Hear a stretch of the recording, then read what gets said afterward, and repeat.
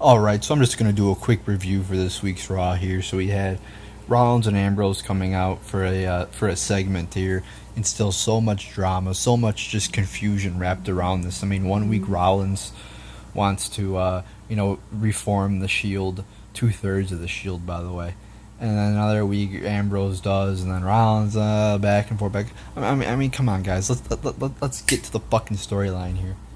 I mean, we only have a few weeks to build to SummerSlam. So I mean, let's get going here, and let's stop that acting like girls that are on their periods. I mean, changing their minds every fucking minute. I mean, I'm just sick of it. And I don't even give a fuck. I mean, they're like, oh, they're reforming the Shield like it's some great thing, when in reality, not Rollins, but Ambrose and Reigns have been fighting along each other like ever since the Shield broke up, pretty much. I mean, they've been friends. So I mean, I'm just so sick of the back and forth, back and forth. So then we have Sheamus and Cesaro coming out, looking to beat them both up because they got into a little brawl there. But instead, Sheamus and Cesaro themselves get beat up once again. The champions, you're supposed to make your champions look strong, but they never do that. The champions get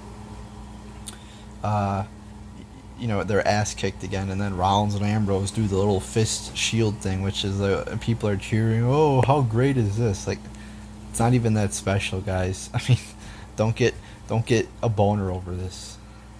Then we have Banks defeating Nia Jax. I mean, I'm just so sick of commercials happening during matches. This one had 2 commercials, and the match was only 8 minutes long. I mean, how dumb is that? I mean, how could you have any flow to a match if you have 2 commercials during an 8-minute match? I mean, the match was mediocre. It wasn't good, but it was, maybe a little bit worse than average. I gave it 2 out of 5 stars. Then we have... See, these are the segments I just don't understand. You have Elias Sampson coming out to sing a song, and then R-Truth comes out, but then he beats up R-Truth for like 30 seconds. It's like, what does that do for anybody? It doesn't advance any storyline. It doesn't have a purpose, because we're just going to forget about it. Big Cass and Enzo cut a promo here. It was an okay little segment. I mean, I actually like Big Cass on the mic. I think he cuts a good promo. He sounds very confident and authoritative when he's saying what he says. He's not stuttering, and I think he looks tough. He actually looks tough when he's cutting a promo, unlike some people in this company, probably most people. So then you have Gallows and Anderson coming out. And you also had the Big Show out there, and they target Big Show's arm or something, and they're like... So apparently he gets... It was an alright little brawl there, nothing like special, but... And then after the brawl, you see him backstage, and they're like, oh, he might have a broken arm. What do you mean he might have a broken arm? If he might have a broken arm, do a motherfucking x-ray on his arm. Then we have Tozawa defeating Neville, and how dumb a match is this? So they give the belt to Tozawa a week before SummerSlam? I mean, where's the logic there? So you have Neville, who's had a great title run, in the sense that it's been very long. So you want to make the moment that he loses the belt a very special one.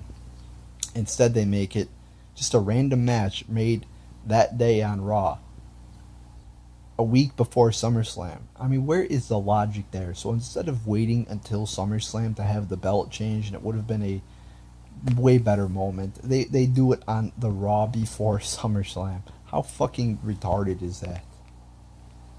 It was an 8-minute match too. So there you go, an 8-minute match is a title change match. I mean, it just makes no fucking sense.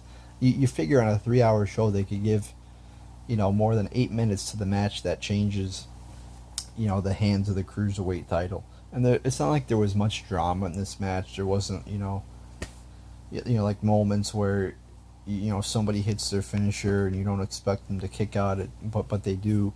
I mean, it was very poorly done by this creative team. So I gave it 0 out of 5 stars because it was just a stupid creative decision.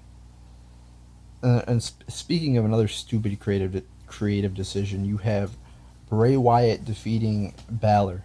I never understood this logic of having the match at the pay per view the week before Raw, because the whole point of the match being at the pay per view is you build it up on Raw and then you have it at the pay per view and you're supposed to be all excited for the match. But if you have it at Raw the week before, it just defeats the purpose. So the match was 8.5 minutes long. Wyatt wins. It's like, why even have it now? It wasn't even that good. And after the match, he pours what looked to be blood on him. And I'm like, it's kind of confusing, but okay. You know, and then after, they're like, Michael Cole is like, well, guys, it wasn't actually blood. It was some weird substance, of chemicals or some bullshit. So it's not even fucking blood. I mean, you could have at least said, I get, saying it's human blood. But I mean, you could have at least said, oh, it's like pig's blood or something like that. But instead, no, it's just some weird, chemical substance or whatever the fuck. I mean, what's the point of that? What? I mean, oh my god, he poured some red substance on Finn Balor.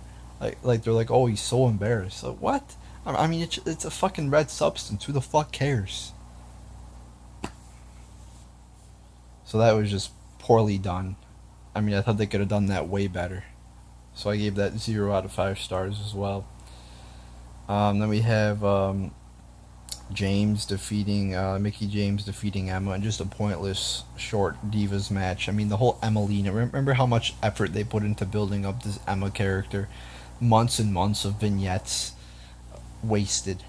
She's a complete failure. This match was another 0 out of 5 star, 4-minute waste of time match.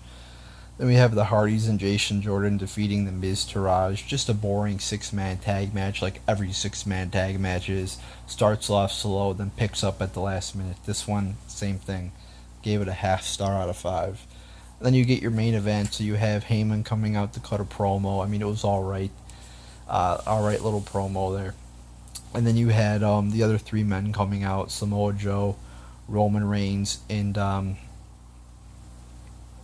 Braun Strowman, and I wasn't too impressed, to be quite honest. So, you're expecting a brawl, and what you get is Reigns spears Samoa Joe. Strowman does his little running power bomb, which, by the way, is a terrible finisher on Roman Reigns. So then you're left with Brock and Braun Strowman in the ring, and you figure, hey, we're gonna get a good fucking brawl, right? Yeah. No.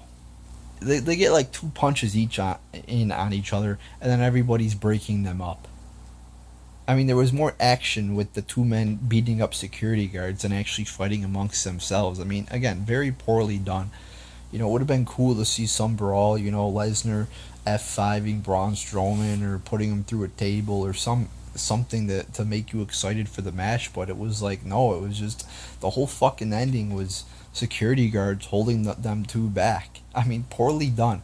Very poorly done, guys. I mean, just terrible. Doesn't make you excited. That I was very excited for this segment. I'm like, oh, shit's gonna go down.